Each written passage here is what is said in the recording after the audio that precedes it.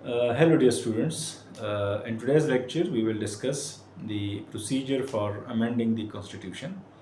यानी Constitution जो है उसको जब अगर amend करना हो, उसमें कोई change करवानी हो, कोई तब्दीली करवानी हो, तो उसके लिए क्या procedure जो है वो adopt किया जाता है, तो इसके बारे में आज हम discussion कर लेंगे.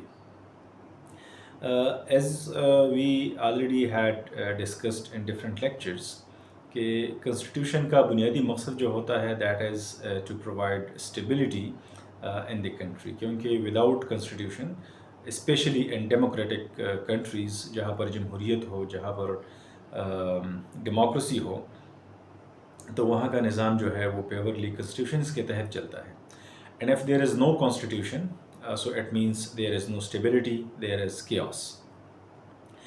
لیکن کنسٹیٹیوشن جو ہے یہ انچینجڈ بھی نہیں رہ سکتا. مطلب this is not a divine verdict کہ جس میں کوئی تبدیلی نہیں ہو سکے گی، بلکہ یہ انسانوں کا اپنے سوسائٹی کو اپنے ملک کو چلانے کے لیے ایک ڈاکومنٹ ہوتا ہے جس کو ضرورت کے وقت اس کو تبدیل کیا جا سکتا ہے، اور یہ ایک ایوولوشن کے پروسیس سے گزرتا ہے، یہ ایوالو ہوتا رہتا ہے، اسٹیگننٹ نہیں رہتا. Political, economic, technological and social changes جو ہے وہ بڑے ریپڈلی آ جاتے ہیں، تو اس وجہ سے ہمیں کنسٹیٹیوشن کو کے اندر اتنی اڈیپٹیبلٹی ہونی چاہیے کہ وہ ود دا چینجنگ سچویشن وہ خود کو ایڈجسٹ کرے، اڈاپٹ کرے، اور جو جو جو نئے حالات ہوتے ہیں، جو نئے تقاضے ہوتے ہیں، اس کے مطابق سسٹم کو جو ہے وہ چلایا جا سکے. سو کنسٹیٹیوشن کے اندر اسٹیبلٹی بھی ہونی چاہیے، اور ساتھ ساتھ میں ایک اچھی کنسٹیٹیوشن کی خوبی ہوگی کہ اس میں ایک طرف وہ اسٹیبلٹی پرووائڈ کرے، لیکن آن دی ادر ہینڈ اس کے اندر فلیکسیبلٹی بھی ہو کہ اگر ضرورت کے مطابق اس کو چینج کروانا ہو تو اس میں چینج بھی ہو سکے. پاکستان کی جو کنسٹیٹیوشنل ہسٹری ہے وہ بہت زیادہ چیکرڈ ہسٹری گزری ہے ہماری. اس وقت تک ہم 3 فل پلیجڈ کانسٹیٹیوشنز بنوا چکے ہیں، جس میں 56، 62 اینڈ 73 کے ہیں.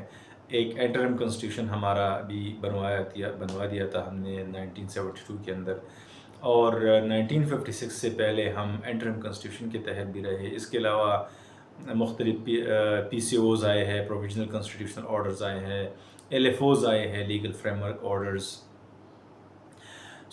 لیکن جو 1973 کا کنسٹیٹیوشن ہے جو اس وقت ان ووگ ہے، اس وقت جو امپلیمنٹ ہے، تو اس میں بھی بہت سارے چینجز جو ہے وہ وقتاً فوقتاً آ چکے ہیں. اور اس وقت تک جو میں یہ لیکچر ریکارڈ کر رہا ہوں تو اس وقت تک کنسٹیٹیوشن جو ہے وہ 27 مرتبہ اس میں چینجز ہو چکے ہیں، یعنی امینڈمنٹس ہو چکے ہیں. اس وقت جو لیٹسٹ کنسٹیٹیوشنل امینڈمنٹ ہے that was the 27th constitutional amendment. اس کا مطلب یہ ہوا کہ پاکستان کا جو آئین ہے یہ ایک لیونگ ڈاکومنٹ ہے، اور یہ نئے چیلنجز کو فیس کر سکتا ہے، اور اس کے مطابق خود کو اڈاپٹ کر سکتا ہے، ایڈجسٹمنٹ اس کے اندر ہو سکتی ہے. امینڈمنٹ کیا ہے، یا امینڈمنٹ کا ڈیفینیشن یا تعریف کیا ہے؟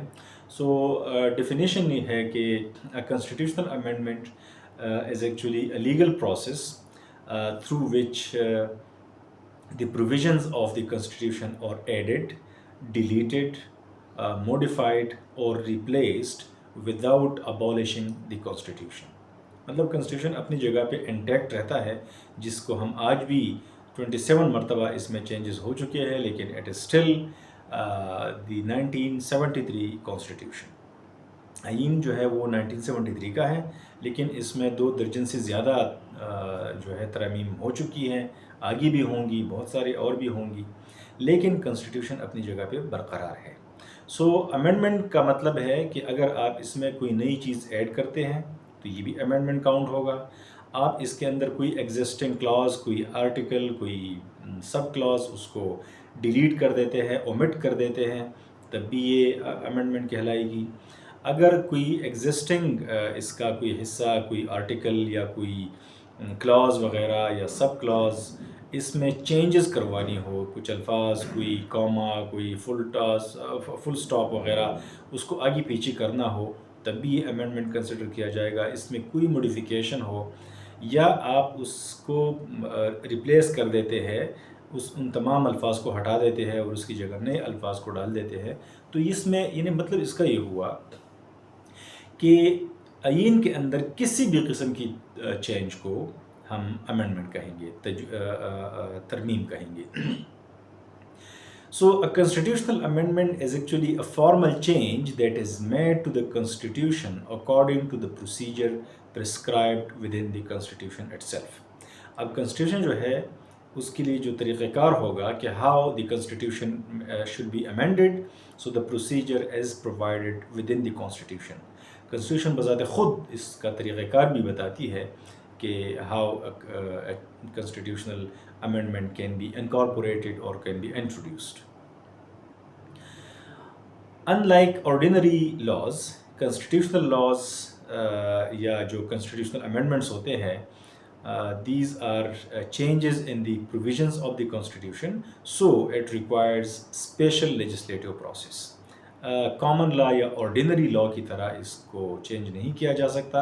اس کے لیے ایک اسپیشل میکانزم ہوتا ہے جو کہ کنسٹیٹیوشن کے اندر لکھا گیا ہے، اور اس کے لیے جو میجورٹی ہوتی ہے وہ بھی زیادہ میجورٹی اس کے لیے ریکوائر ہوتی ہے. Like ordinary law can be amended or can be changed with simple majority, while the constitutional amendment cannot be introduced with the help or with the support of simple majority. اس کے لیے آپ کو زیادہ majority نہیں. in case of Pakistan you need 2/3 majority